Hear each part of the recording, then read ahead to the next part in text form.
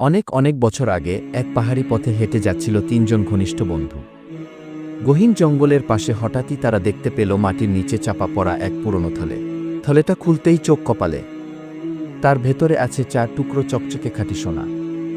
তারা তিনজন মিলে আনন্দে আত্মহারা। কিন্তু এরপরই শুরু হলো হিসেব নিকেশ, কেমন করে ভাগ হবে এই সোনা। তার আগেই এক বন্ধু বলল, ক্ষুধায় পেট চোচো করছে ভাই, আগে কিছু খেয়ে নিয়ে। তারা সিদ্ধান্ত নিল, একজন যাবে খাবার আনতে, আর বাকি দুইজন পাহাড়ের ছায়ায় বসে সোনার পাহারা দেবে। যে বন্ধুটা খাবার আনতে গেল সে পথেই ভাবতে লাগল, এই সোনাগুলো আমি একাই পেলে কেমন হয়। আমি খাওয়ারে বিষ মিশিয়ে দেব, ওরা খেয়ে মরবে, আমি একাই সব নিয়ে চলে যাব।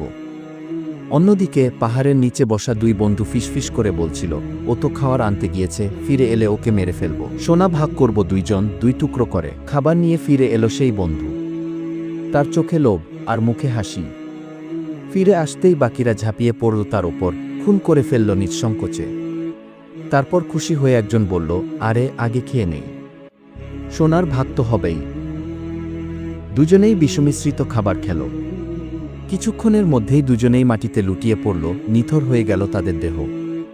পাহাড়ের পাদদেশে পড়ে রইল 3টি লাশ আর 4 টুকরো সোনা।